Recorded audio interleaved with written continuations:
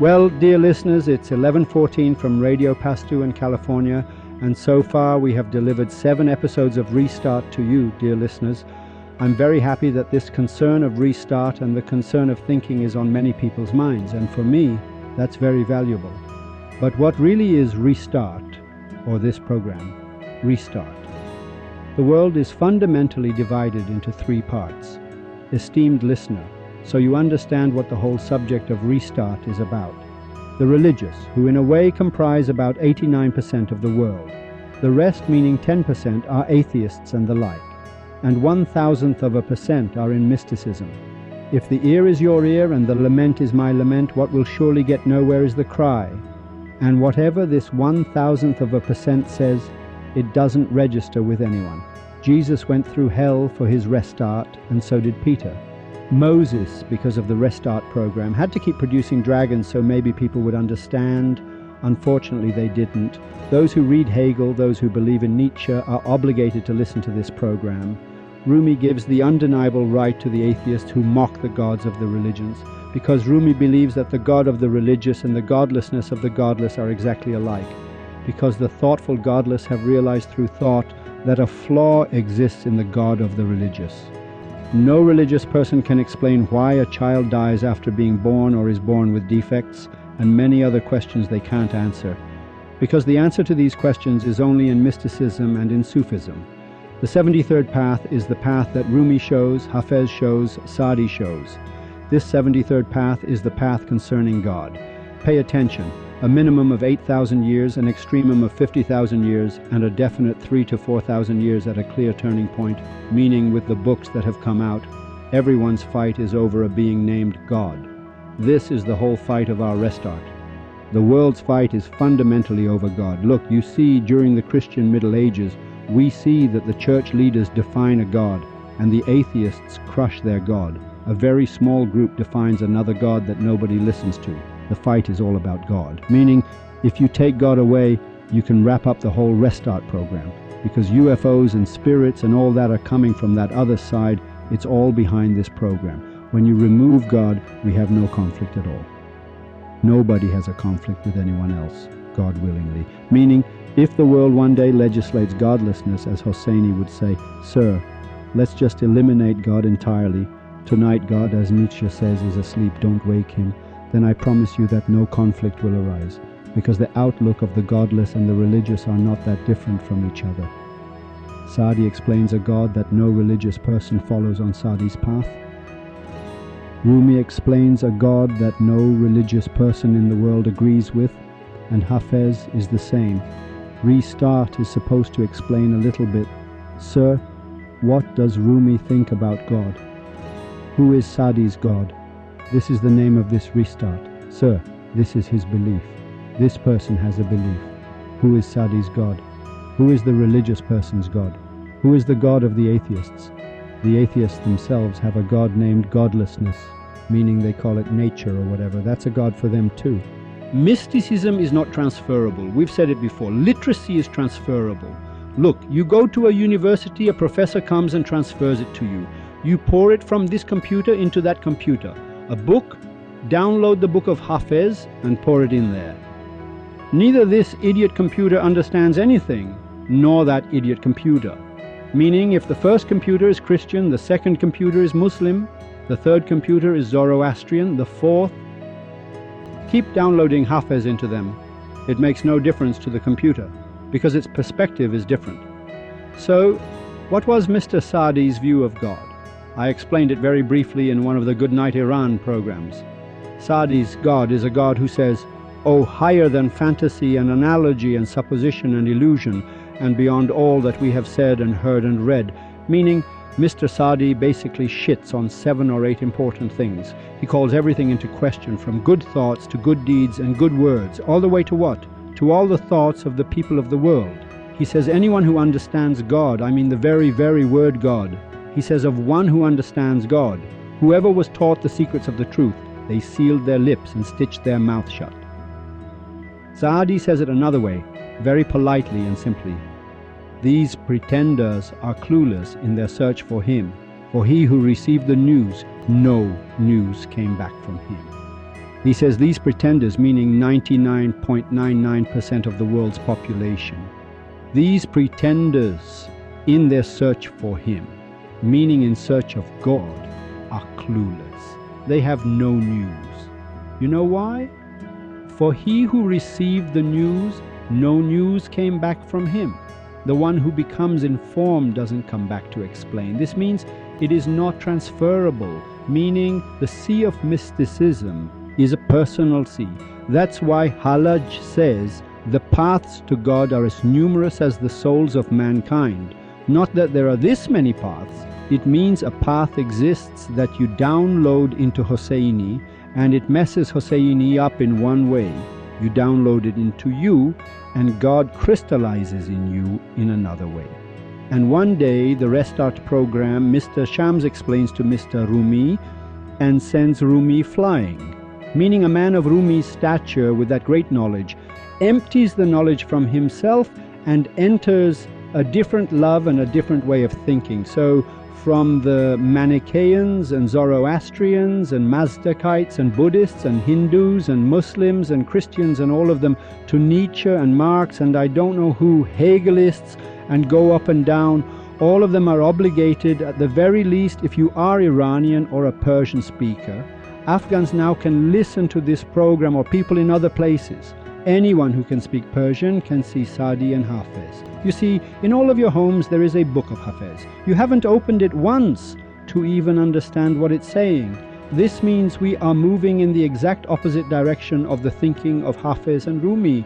And then we nod our heads while not understanding a thing from Hafez and Rumi. So the transfer of mysticism cannot happen. This is Rumi's entire thinking. This is Rumi's whole point. He says, assert by God, a God exists that you do not know. We, in this Restart program, meaning my humble self as a parrot, am explaining a little, since I have no knowledge or anything myself. I'm explaining a tiny bit of the God of Rumi and Attar and Saadi to you. We also opened a poem from Rumi that you can search on Google. The elephant was in the dark house. And if you search it, a poem of 10, 120, 30 couplets will come up.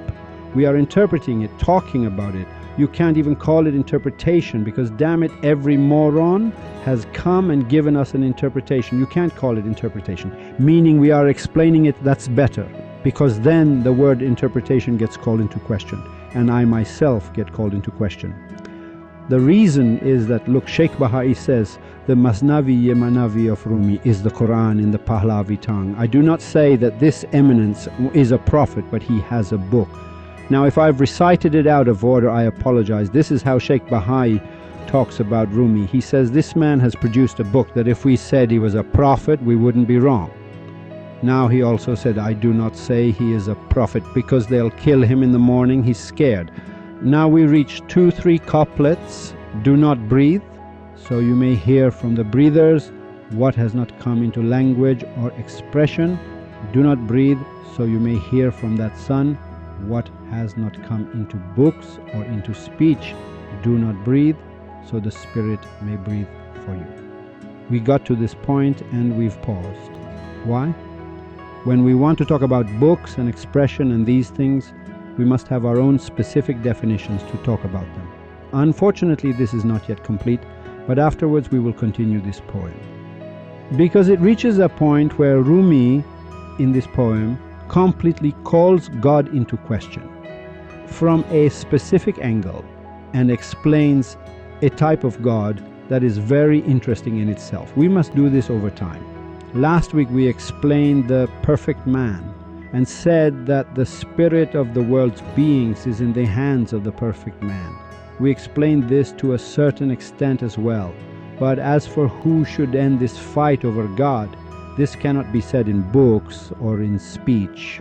This is an important concept. Now, why did we talk about God? Because when you get to spirit, you have to explain the spirit. When you want to explain the spirit, you see in the poems of Attar and Rumi and others, the spirit is a small component, an X of a larger being.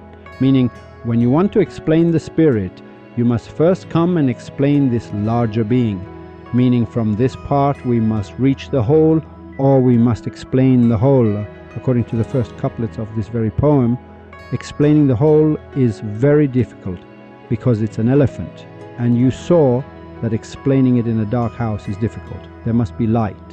When the light came, meaning when the lamp came, when a person found mental guidance or reached Sufism, then when this person became a Sufi, he can no longer explain everything to everyone because it's dangerous. Then we get to religion. Really think about it for yourself. Really.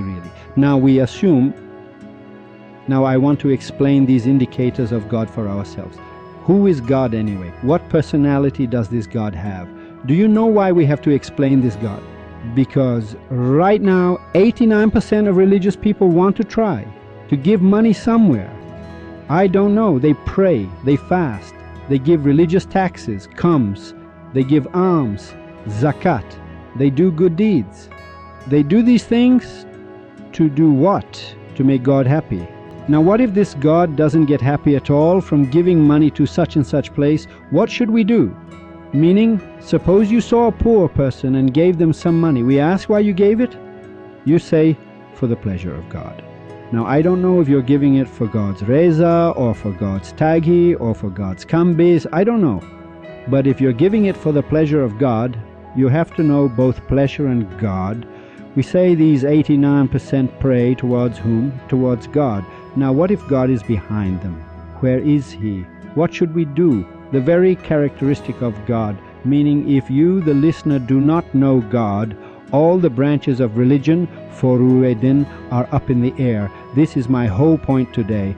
What are the branches of religion? Prayer, namaz, fasting, ruze, religious tax, khums, alms, zakat, enjoining good, amr ebe maruf, forbidding evil, nahiye and mankar, I don't know, disassociation, tabari, association, whatever they were, I've forgotten if there were 10 or 9, whatever. If you don't know God, association is up in the air, disassociation is up in the air. If you don't know God, your prayer is up in the air. Why is your prayer up in the air? If you think for 5 seconds yourself, you'll stamp your approval and say, I swear on my mother's death, I'll listen to Restart from now on. Because you have to understand, if you think for 5 seconds, you pray towards God. Who is this God that the whole world is mad for Him? 100,000 years of fighting, all this killing each other, tearing each other to shreds, sending each other up, sending each other down. And everyone is explaining a God, and everyone is a fan of that God. And then they piss Rumi off. Rumi loses it, Saadi loses it, Hafez loses it, Khwaja Kermani loses it, Sakhir Isfahani loses it, Nizami Ganjavi loses it, Sane Ghaznavi loses it. He says, you dishonorable bastards, don't ruin our God. Nobody listens. Why? Because everyone is defining God. Who the hell are you to be defining God, you idiot? Dude, you're stuck up to your throat in the swamp of Yazid in the story of Moses and Khidr that I explained.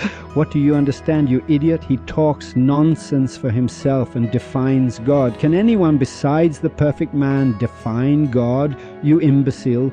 Don't breathe, you senseless fool, so the Spirit may breathe for you. Nah? Mr. Italian imbecile who's theorizing over there, if you shut up, the Spirit will come and talk to you. This Spirit is DX of a larger being. For which sin do you kill and beat and bring forth hell and tell people to come give money? With which God? Who is the interpreter of your God? What is the interpretation of your God? What does your God have? Does he have a leg, an ear, a hand, a foot? Why are you shoving this God down our throats? Rumi is the one saying this. I haven't said a thing. Saadi says, Sir, the God that you worship and approve of, and for the sake of this God of yours you have, for 10,000 years, first of all, screwed over the atheists, you understand neither Nietzsche nor Hegel. The great atheist, you know who Nietzsche's master was, esteemed listener? It was Halaj. They tore him to shreds. Mr. Nietzsche's master, meaning the greatest atheist, was Mr. Halaj, a great mystic that they beat the hell out of. Why? Because they didn't understand what he was saying. And now Nietzsche and his kind are really explaining 1%, one concept that, well, we should explain to our dear friends what Nietzsche says, for example. People need to understand what Nietzsche says. because you've all become "Thus spake Nietzsche, peace be upon him." You go on the internet, because people don't have the patience to read Nietzsche's book anymore. They don't really want to understand what Nietzsche's thoughts are.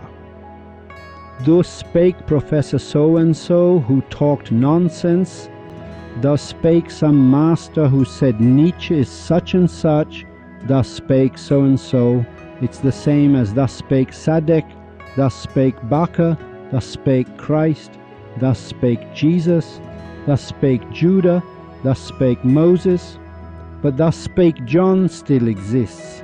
Is this thus spaking a new thing? No, man, this has always been around. Which God, my dear? Oh, higher than fantasy and analogy and supposition and illusion. Fantasy, analogy, listen, supposition, listen, man, illusion, and beyond all that we have seen and heard and read. It's a huge insult. The Quran is a huge insult. You know, sometimes insults are mentally inconceivable.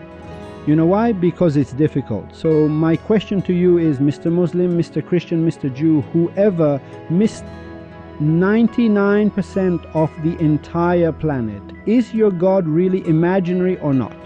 Is it based on supposition or not? You just suppose, don't you? When you pray, you don't really see God.